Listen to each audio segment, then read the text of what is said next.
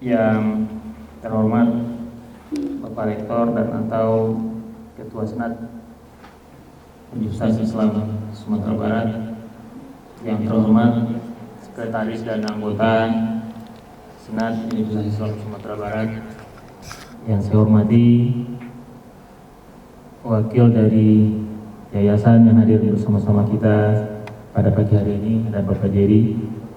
Kemudian yang saya hormati seluruh dosen-dosen, kepala lembaga, ketua prodi yang hadir bersama-sama dengan kita pada pagi hari ini. Kemudian yang saya cintai, mahasiswa,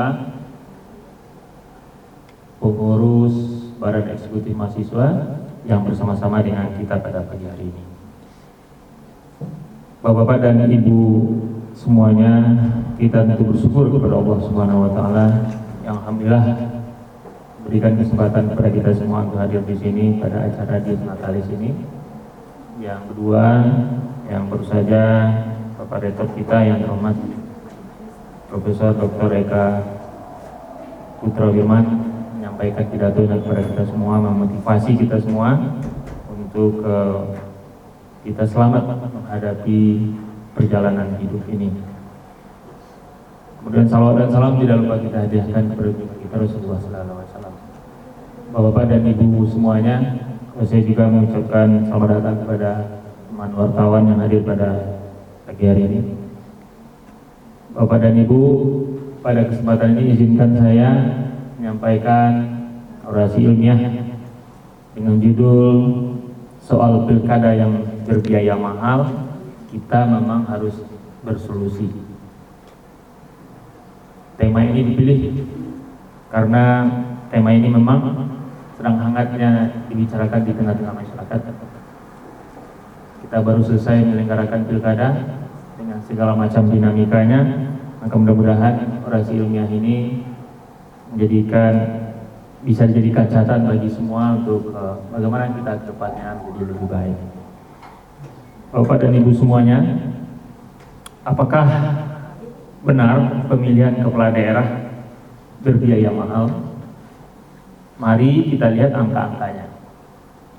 Menurut catatan media online Kompas, uang rakyat yang dihabiskan untuk menggelar pilkada berjumlah sekitar 41 triliun. Uang itu bersumber dari anggaran daerah yang disepakati oleh masing-masing pemerintah daerah dengan KPU, dengan Bawaslu, dengan Tentara Nasional Indonesia, dan dengan kepolisian. Kesepakatan itu dituangkan di dalam naskah perjanjian hibah daerah atau NPHD. Bagian dari 41 triliun itu, Provinsi Sumatera Barat, kita ambil contoh karena memang kita sedang berada di Sumatera Barat, menghabiskan uang sebanyak 200 miliar. Sedangkan untuk Kota Padang, uang yang dihabiskan adalah sebesar 56,7 miliar. Uang hilang sebanyak itu tidak sepadan dengan hasil yang didapat. Saya pakai 3 hal untuk membuktikan ini.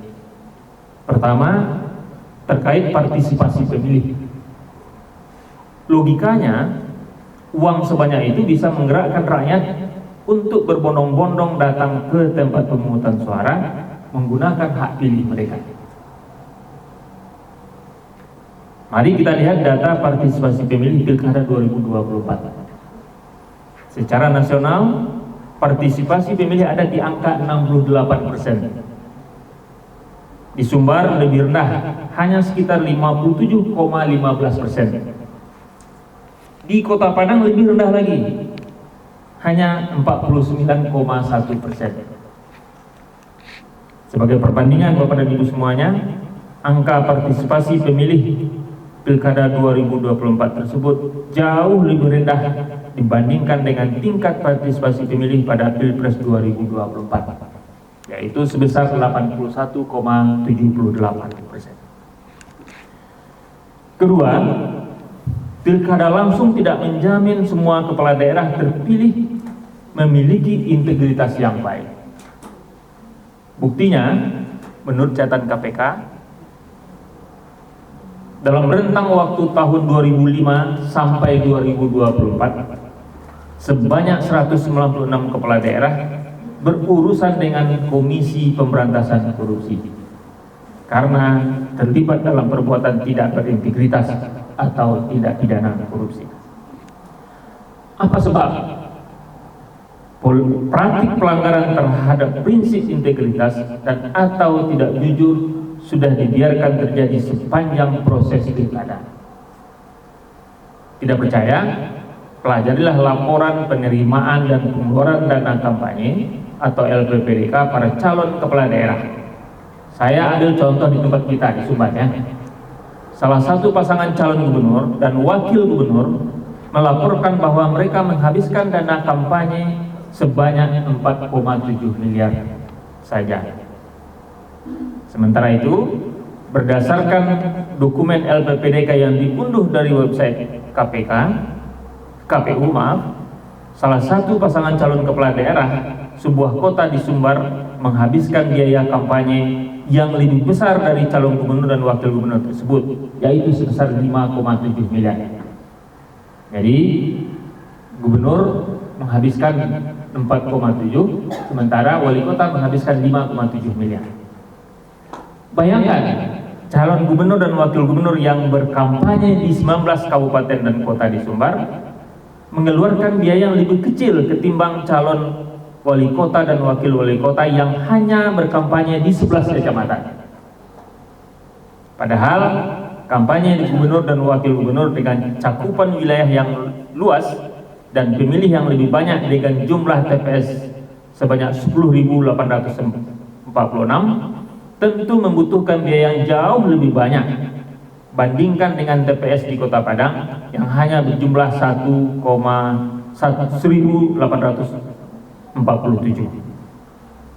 Apalagi di lapangan terlihat calon gubernur dan wakil gubernur itu dalam beberapa kali kampanye di 19 kabupaten dan kota yang secara kasat mata mengeluarkan biaya yang sangat besar. Saya tidak mengatakan calon wali kota dan wakil wali kota yang disebutkan di atas lebih jujur daripada calon gubernur dan wakil gubernur itu soal pelaporan dana kampanye. Tidak, keduanya sama tidak jujurnya.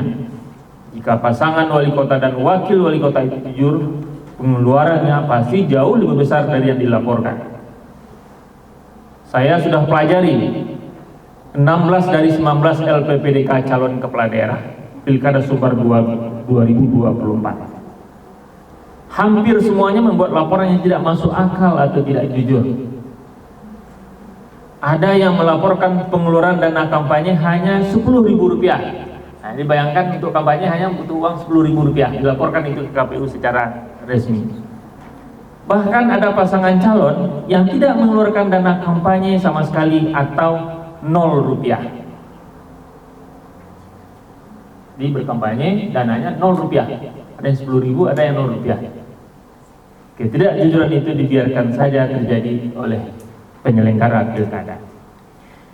Ketiga, rusaknya moral masyarakat. Nah, ini juga faktor yang sangat penting. Pilkada langsung menyuburkan praktik politik uang yang merusak moral masyarakat. Para calon kepala daerah, termasuk juga politisi yang ikut kontestasi pemilihan legislatif, mengajarkan masyarakat menjadi mata duitan. Rakyat sudah terbiasa menukar suara mereka dengan uang Rp100.000 sampai Rp500.000 atau sekantong sembako. Kenyataannya, Bapak dan Ibu semuanya, di musim pilkada dan pemilihan lainnya, masyarakat sudah terbiasa dengan ungkapan no money, no vote. Tidak ada uang, tidak ada suara. Di media sosial banyak beredar video-video pendek yang menggambarkan kerusakan moral masyarakat menghadapi pilkada langsung dan pemilihan lainnya. Dialog dalam video-video itu kira-kira begini.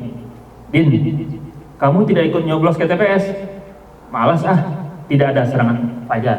Respon dia. Kira-kira begitu dialog-dialog yang ada di media-media sosial. Itu menggambarkan betapa memang sudah terjadi no money, no vote.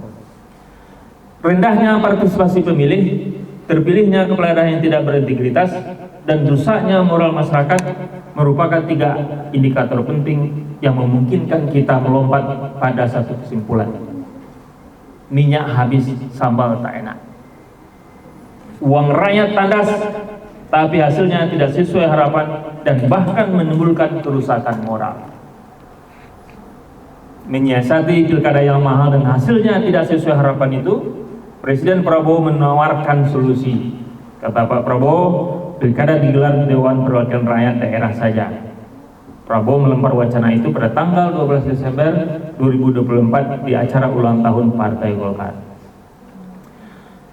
Sejak reformasi bergulir, jumlah pemilihan kita memang terlalu berlebihan. Yang beban biaya penyelenggaranya ditanggung rakyat melalui anggaran pendapatan negara atau daerah. Dengan sistem pemilu sekarang, setiap warga negara Indonesia yang sudah cukup umur memilih sebanyak 7 kali dalam setiap periode pemilihan, baik yang digelar serentak maupun yang tidak. Pemilihan-pemilihan itu meliputi pemilihan presiden, pemilihan DPR RI, pemilihan DPRD provinsi, pemilihan DPRD kabupaten kota, pemilihan DPD, pemilihan gubernur, pemilihan bupati dan wali kota, dan jumlah itu di luar pemilihan-pemilihan lainnya di tingkat lokal seperti pemilihan kepala desa atau wali negari dan pemilihan ketua rukun tetangga, ketua rukun warga. Jadi hidup kita rakyat ini habis dari hari ke hari itu dari pemilihan ke pemilihan aja. Secara substansial saya setuju dengan Prabowo, dengan wacana Prabowo. Pilkada seharusnya memang lebih efisien dan berbiaya murah. Yang saya tidak setuju itu teknis pelaksanaan yang langsung merenggut paksa hak rakyat menikmati pesta demokrasi dan menyerahkannya ke tangan DPRD. Pilkada DPRD memang dapat menjawab soal inefisiensi atau pilkada berbiaya mahal. Tapi masalahnya bukan itu saja, ada masalah lain, yaitu biaya sangat besar yang harus dikeluarkan para calon kepala daerah untuk mendapatkan kekuasaan yang mereka idam-idamkan. Di bawah model pilkada sekarang, para calon kepala daerah berhabis-habis menjalankan aksi politik uang dengan dalih memberikan rakyat sembako, dana operasional untuk koordinator pemenangan di tingkat RT dan RW, baik melalui ketua RT dan RW atau tidak, honor saksi luar, bantuan transportasi, kampanye akbar, dan lain-lain sebagainya. Biaya itu semakin besar dengan penunaian kewajiban dalam tanda petik membayar setoran ke partai politik. Pengalaman saya yang pernah terlibat sebagai salah seorang bakal calon wali kota Padang, berurusan dengan partai politik tidak seperti berurusan dengan Indo Bako. Ini gak curhat dikit nih Pak. Sebagian besar partai politik menerapkan uang pendaftaran, uang deposit, uang pembeli kursi, uang mahar, dan pengeluaran-pengeluaran dengan nama lain yang kalau diikuti menghabiskan banyak sekali uang. Biaya besar itu diketahui publik. Berdasarkan survei KPK dan Kementerian Dalam Negeri, biaya yang dibutuhkan calon bupati dan wali kota sebesar 20 sampai 30 miliar. Jadi survei KPK itu, Pak Rektor, itu 20 sampai 30 miliar, itu minimal. Adalah Muhammad Farhan, seorang calon wali kota Bandung terpilih, yang secara jujur menyampaikan dirinya terlilit utang sebagai konsekuensi dari pilkada yang berbiaya mahal. Menurut Farhan, dia akan melakukan politik balas budi jika nanti sudah terlantik jadi wali kota Bandung. Itu dielek Mayor Muhammad Farhan menyampaikan itu secara publik. Sebab itu, sebagaimana yang dikatakan beberapa orang pengamat, menyerahkan bulat-bulat pilkada gubernur dan bupati garing wali kota kepada DPRD sama halnya dengan menggeser epicentrum masalah saja. Maksudnya, politik uang yang tadinya berlangsung di tengah-tengah masyarakat digeser ke DPRD.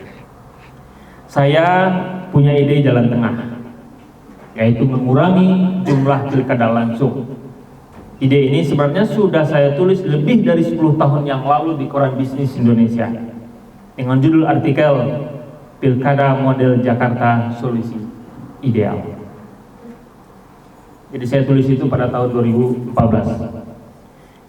Dengan menerapkan Pilkada Model Jakarta ini, pilkada langsung tetap ada, tapi hanya digelar di tingkat provinsi saja. Rakyat diberikan kesempatan memilih gubernur dan wakil gubernur yang disukai mereka secara langsung. Selanjutnya bupati, wakil bupati, wali kota dipilih atau diangkat oleh gubernur. Model Jakarta ini menghemat banyak uang. Katakanlah setiap pilkada kabupaten kota menghabiskan uang sebanyak 50 miliar. Ini contohnya Padang itu menghabiskan 56,7, ya kita ambil rata-rata 50 miliar. Maka uang rakyat yang bisa dihemat 25,4 triliun. Angka itu didapat dari 50 miliar kali 500 kabupaten kota yang ada di Indonesia. Angka itu baru penghematan dari biaya langsung penyelenggaraan pilkada. Penghematan turutannya akan lebih banyak lagi. Sebab jika pilkada hanya digelar tingkat provinsi, kita tidak butuh lagi KPU kabupaten kota. Buat apa? Kita tidak butuh lagi Bawaslu kabupaten kota. Kalaupun itu dibutuhkan, cukup dibentuk penyelenggara pilkada ad hoc saja. Bahkan jika mau, kita tidak butuh lagi DPRD kabupaten dan kota. Karena kalau sudah dipilih langsung dipilih oleh gubernur, buat apa lagi DPRD? Dan itu berapa? Bayangkan betapa hematnya kita. Soal pilkada kita memang harus berhemat. Yang harus dipahami, pilkada langsung hanyalah cara mewujudkan cita-cita alinea keempat pembukaan Undang-Undang Dasar tahun 1945. Jadi pilkada bukan untuk pilkada, tapi ujung-ujungnya adalah untuk kemaslahatan rakyat, seperti yang ada dalam alinea keempat preambul Undang-Undang Dasar tahun 1945. Memajukan kesejahteraan umum, mencerdaskan kehidupan bangsa, dan ikut melaksanakan ketertiban dunia yang berdasarkan kemerdekaan, perdamaian abadi, dan keadilan sosial. Dan jika cara yang sekarang tidak atau belum lagi cocok, maka tidak ada salahnya, bahkan semestinya kita menoleh dan menemukan cara lain yang lebih menguntungkan rakyat. Konsep yang saya tawarkan ini memang masih memiliki rintangan konstitusional. Paling tidak ada dua rintangan. Pertama, pasal 18 ayat 3 Undang-Undang Dasar tahun 1945 mengamanatkan bahwa pemerintah daerah provinsi, daerah, kabupaten, dan kota memiliki Dewan Perwakilan Rakyat Daerah yang anggota-anggotanya dipilih melalui pemilihan umum. Pasal ini merupakan rintangan untuk meniadakan DPRD kabupaten dan kota jika kita memang berencana untuk itu. Kemudian rintangan yang kedua, pasal 18 ayat 4 Undang-Undang Dasar tahun 1945 yang mensyaratkan pemilihan bupati dan wali kota secara demokratis. Nah, pada umumnya diksi dipilih secara demokratis dimaknai sebagai pemilihan langsung, dan pemilihan bupati dan wali kota oleh gubernur akan dimaknai sebagai sebagian orang sebagai pemilihan yang tidak demokratis. Tapi Bapak dan Ibu semuanya, bagi saya rintangan konstitusional bukanlah sesuatu yang serius benar. Yang penting adalah kesepakatan bersama. Bila ada kesepakatan, bagi saya konstitusi bukanlah kitab suci yang terlarang untuk diubah sesuai kebutuhan sekarang dan kebutuhan masa di depan, demi mewujudkan keadilan sosial bagi seluruh rakyat Indonesia sebagai amanat konstitusi kita. Terima kasih Bapak dan Ibu semuanya. Akhir kata, billahi taufiq wal hidayah. Assalamualaikum warahmatullahi wabarakatuh.